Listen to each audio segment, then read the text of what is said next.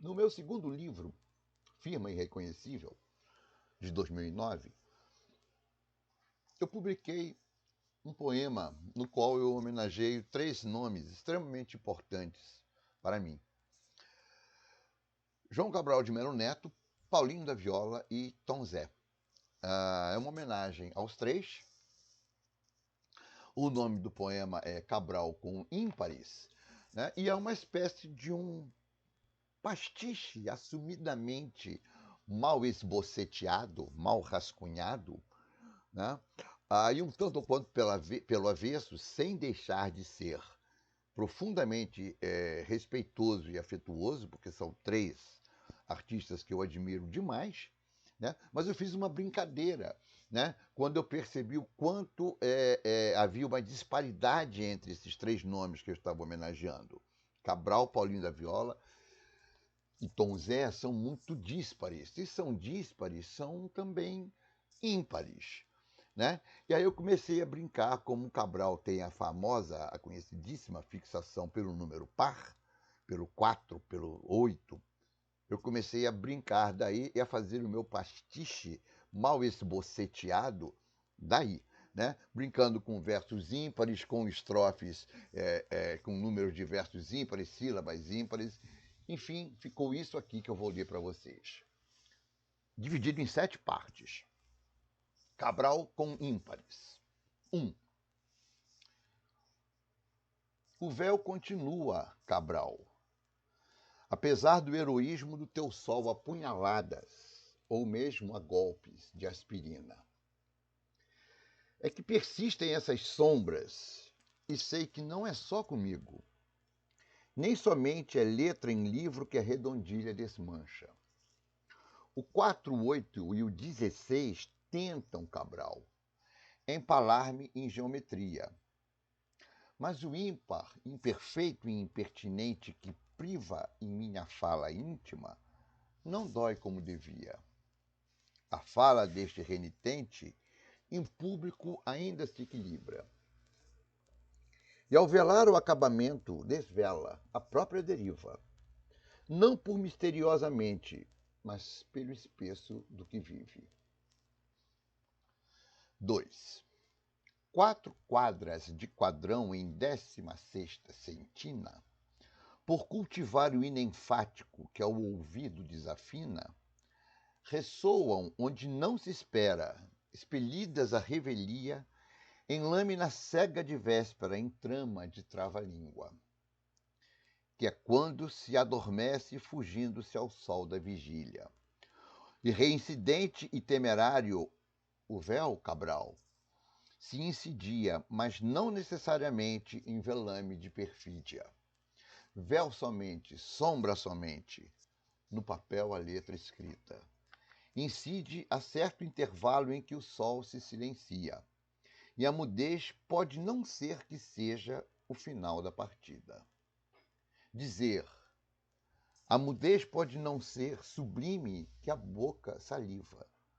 Vacância de régua e traço, mas justo ponto de partida.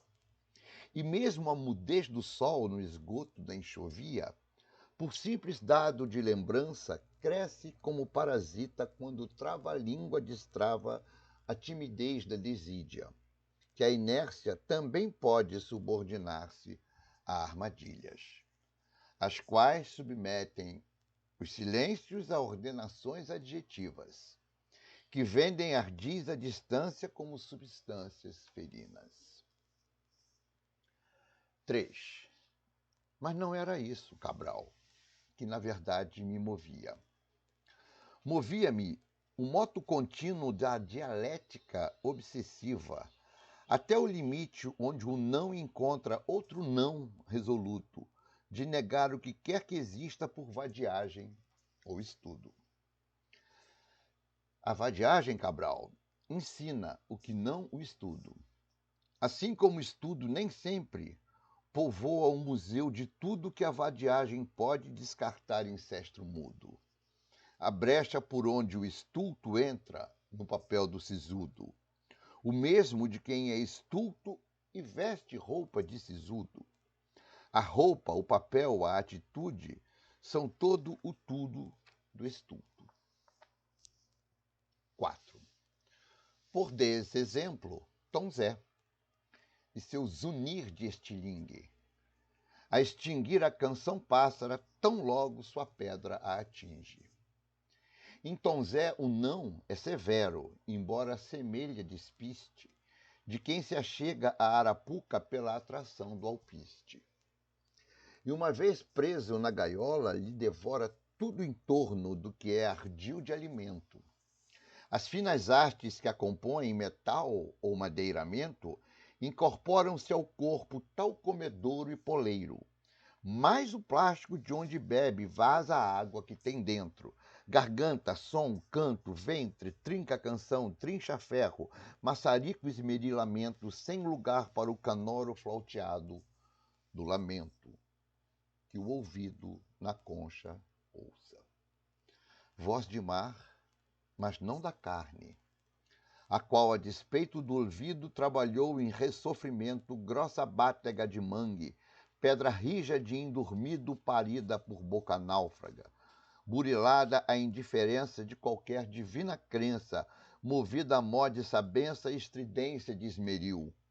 Pérolas no ostracismo, em longos anos de abismo, um silêncio de cinismo no ouvido do Brasil. 5. Por contra-exemplo, Paulinho, que a seu nome incorporou a doce curva da viola, mas com corte, cavaquinho.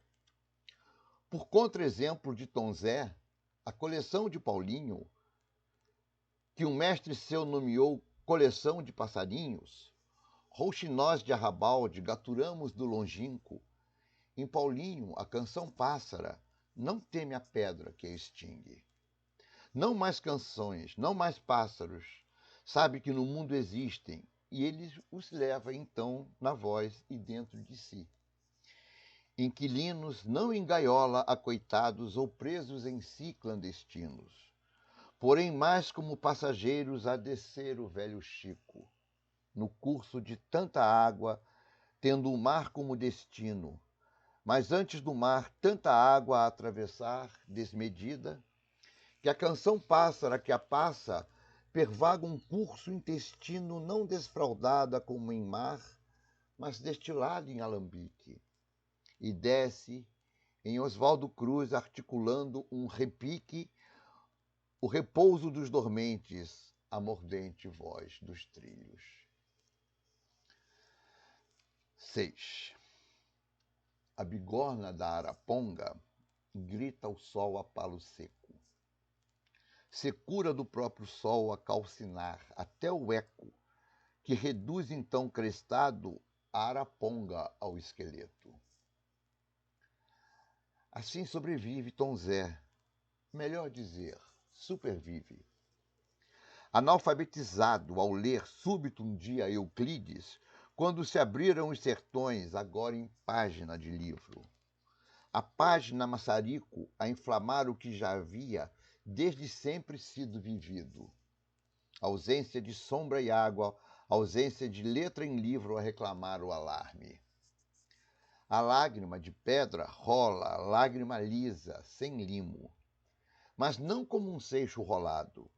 Limpa apenas de seu visgo como se interno. Lamento, vício visguento, cativo. Ao chorar, sabe, Paulinho, a lágrima que todos choram. Por isso, seu choro é vivo, melhor dizer, ultravivo. Desfaz o visgo que traz dentro e o faz polícia do ouvido. O infinito é o precário marcado num breve tempo quando o silêncio é cantado. Samba curto, porém tenso. Em um caso diferente, sem a saudade e seu lamento. 7. Vadios de tanto estudo, Cabral. Tom Zé e Paulinho acabarão em museu, morada arisca do risco. Não de tudo, mas por nada, de nada pejorativo, um bom museu, Cabral, vertebra a dispersão do que é digno. conjuga aparentes ímpares, insuspeitos como signos, revelando-se improváveis pares de sóis distintos. Assim a pedra, em sua pedra soterrada por monturo, não desanda em chorumela, nem destila qualquer chorume. Assim a flor, não por ser bela, mas por nascer do estrume. O que se há de desfazer ao tempo irremediável, deixará por fim a pedra inteiriça, por intocável. Deixará por fim nascer a flor, não menos improvável. As coisas quietas conservam sequidão de extintas águas. Água que pede pedra e que a move e a naufraga.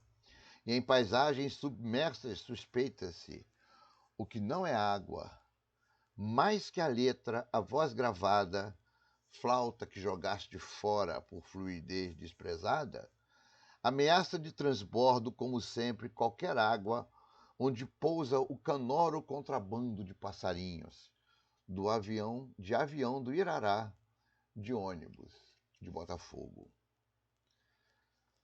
Mas passarinhos, Cabral, que bebem com gosto a água que passarinhos não bebem, e comem pedra, Cabral, por terem dentro de si sucos com que a digerem.